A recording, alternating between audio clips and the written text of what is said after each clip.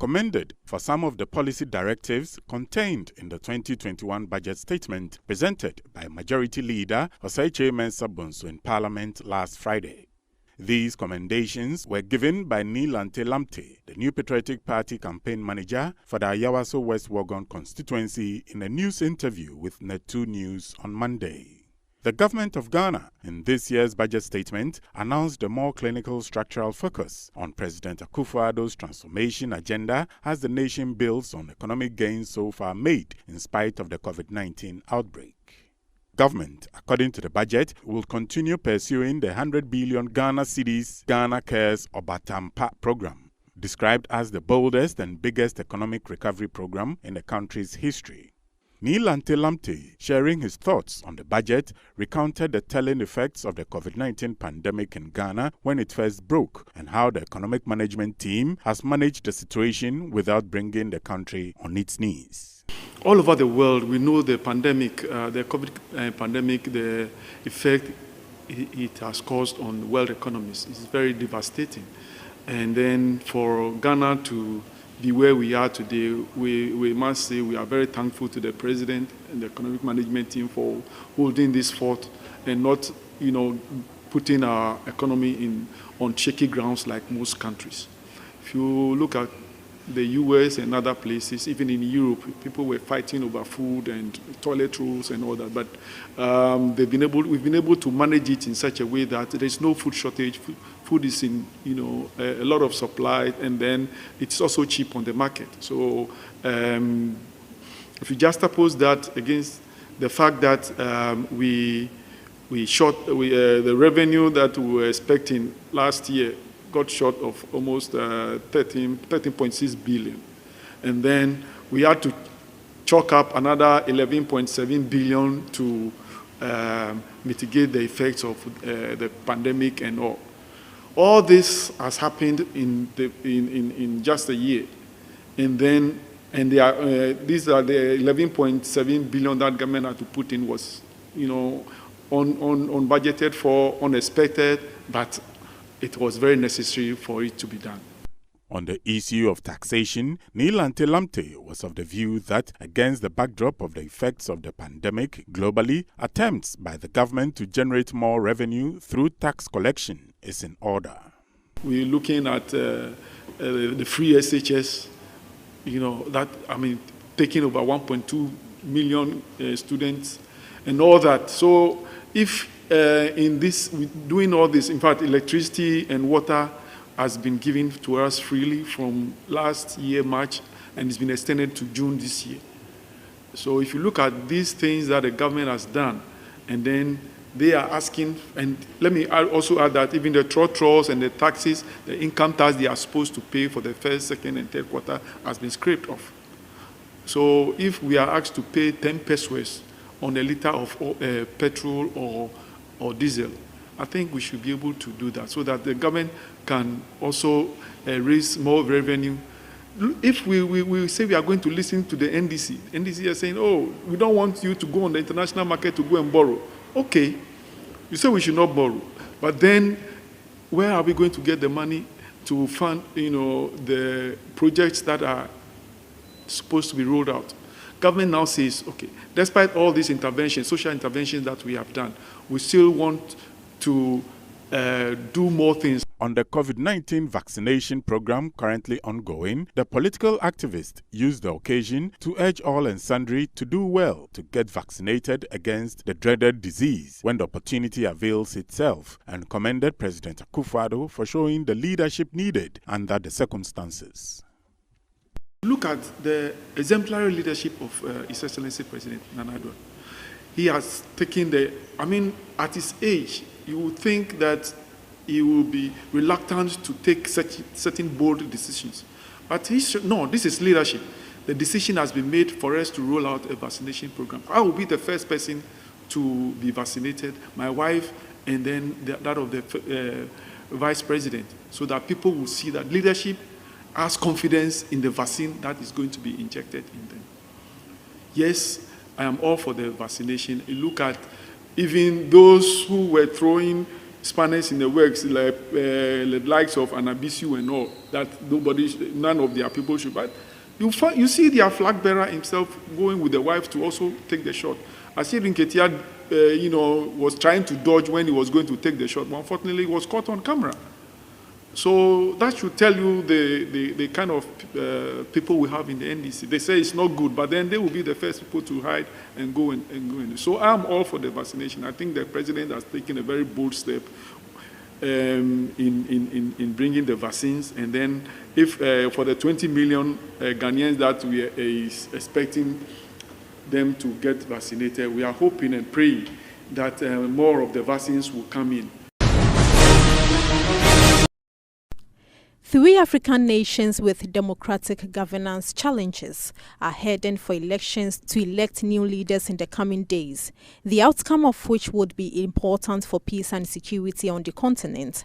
The 3, namely Chad in West Africa and Central African Republic and Congo in Central and East Africa respectively, have had a turbulent ride with governance over the last 3 decades. Chad President Idriss Déby Itno kicked off his campaign for a 6th term on Saturday, calling for unity after rival protests were banned and broken up. The first rally since the start of the official election period on Thursday was held by Déby's Patriotic Salvation Movement, MPS, at a packed stadium in the capital, N'Djamena.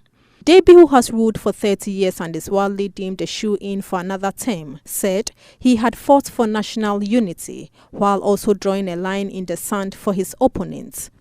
On Thursday, 3 opposition candidates quit the race ahead of the April 11th ballot, with one of them, Mahamat Yosko Brahim, saying the climate was not favorable for fair and transparent presidential elections.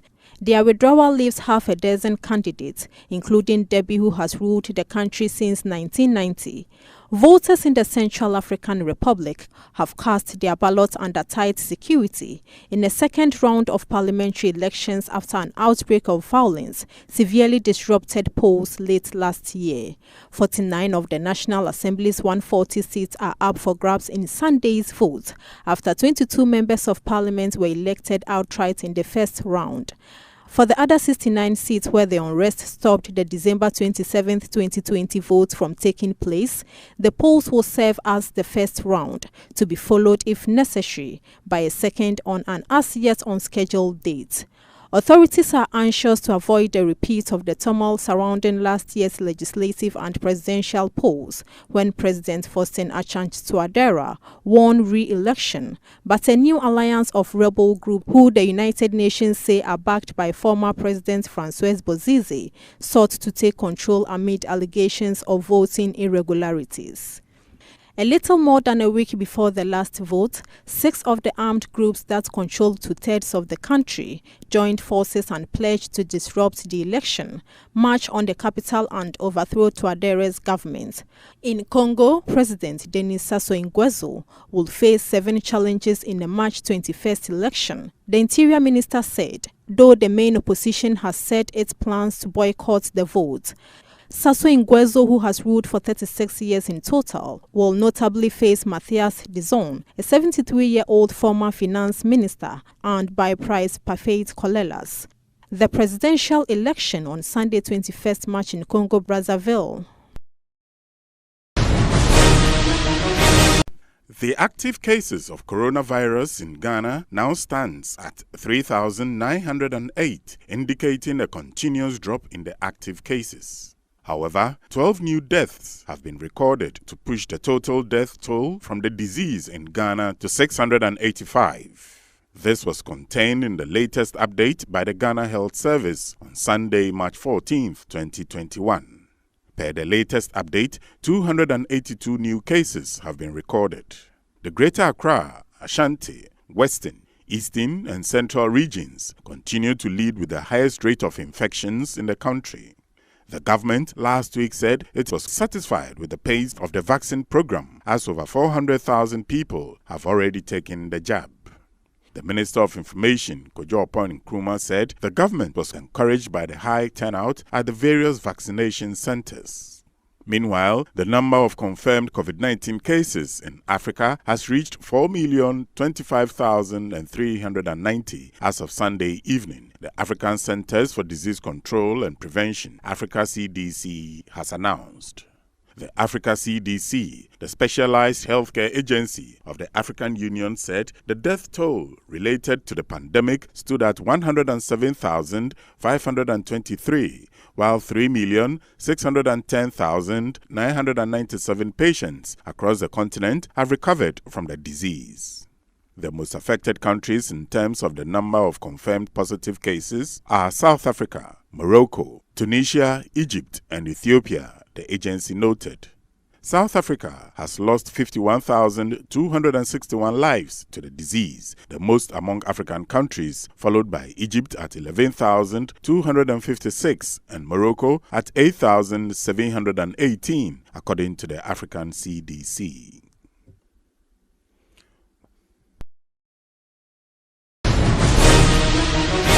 The Minister for Energy, Dr. Matthew Opoku-Prempeh, has declared that President Akufo-Addo is keen to see the Tema oil refinery tour revitalized, create jobs and position itself as a market leader on the African continent. The minister, who is also the Member of Parliament for Minshiya South, made these remarks during a meeting with management and staff of the refinery in his first official visit to any energy sector agency since taking office as minister. The minister stated that the president does not want Tema oil refinery sold under his watch and added that TOR is a strategic national asset and it's the duty of management to keep it healthy, stressing that management activities must not lead to the loss of workers' jobs. He made it clear that his visit was in support of the refinery's issues and that at the end of the day, all stakeholders, including government, management and staff, must come together and commit to making TOR a better and viable institution, adding that a collapse of the refinery would have clear direct impact on the jobs and livelihoods of all staffs at the refinery. The managing director of TOR, Mr. A.T. Boateng, noted at the event that in selecting TOR as the first sector agency to visit, the minister had underscored his commitment to seeing the refinery flourish and that he and management were prepared to play their part in ensuring that the refinery lived up to its expectations and delivered its mandate for the growth and development of the energy sector in particular and Ghana in general. The Tema Oil Refinery Limited is the only refinery in Ghana. It is authorized by its regulators to process crude oil and market petroleum products. The refinery is situated in Tema, about 24 kilometers east of the capital, Accra. It was 100% owned by the ENI Group of Italy. Government of Ghana brought all the shares of GHAIP in April 1977 and became sole shareholder. In 1990, the name was changed to the Tema Oil Refinery TOR. Over the years, the refinery has been plagued with debts, infrastructural challenges and difficulties in trying to pay its workers, which has resulted in several agitations by workers of the company. It is expected that Dr. Prempeh will be able to bring all parties together to resolve the challenges and chart a new path for the refinery to sustain jobs and contribute to the economy.